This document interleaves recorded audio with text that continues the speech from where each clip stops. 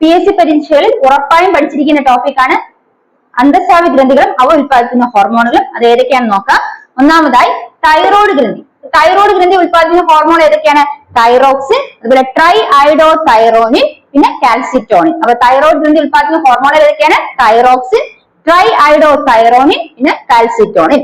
അടുത്ത പാരാതൈറോയ്ഡ് ഗ്രന്ഥി. പാരാതൈറോയ്ഡ് ഗ്രന്ഥി എന്ന് പറയുന്ന അന്തസ്രാവ ഗ്രന്ഥി ഉൽപ്പാദിപ്പിക്കുന്ന ഹോർമോണുകളാണ് പാരാതൈറോയ്ഡ് ഹോർമോൺ അല്ലെങ്കിൽ പാരാതോർമോൺ. അപ്പൊ പാരാതൈറോയ്ഡ് ഗ്രന്ഥി ഉൽപ്പാദിപ്പിക്കുന്ന ഹോർമോണുകൾ ഏതൊക്കെയാണ്? പാരാതൈറോയ്ഡ് ഹോർമോൺ അല്ലെങ്കിൽ പാരാതോർമോൺ. അടുത്തത് അഡ്രീനൽ ഗ്രന്ഥി. അഡ്രീനൽ ഗ്രന്ഥിയുടെ കോർട്ടെക്സ് ഉൽപ്പാദിപ്പിക്കുന്ന ഹോർമോൺ ഏതൊക്കെയാണെന്ന് വെച്ചാൽ കോർട്ടിസോൾ, ആൽഡോസ്റ്റിറോൺ, പിന്നെ ലൈംഗിക ഹോർമോൺ. അഡ്രീനൽ ഗ്രന്ഥിയുടെ കോർട്ടെക്സ് ഉൽപ്പാദിപ്പിക്കുന്ന ഹോർമോണുകൾ ഏതൊക്കെയാണ്? കോർട്ടിസോൾ, ആൽഡോസ്റ്റിറോൺ, ലൈംഗിക ഹോർമോണുകൾ. അപ്പൊ ഒരിക്കൽ കൂടി നോക്കാം. തൈറോയ്ഡ് ഗ്രന്ഥി ഉൽപ്പാദിപ്പിക്കുന്ന ഹോർമോൺ ഏതൊക്കെയാണ്? Thyroxine, try Oedo thyronine, calcitonin. ഈ പാരാതൈറോയ്ഡ് ഗ്രന്ഥി ഉൽപ്പാദിപ്പിക്കുന്ന ഹോർമോണുകൾ പാരാതൈറോയ്ഡ് ഹോർമോണും പാരാതോർമോൺ.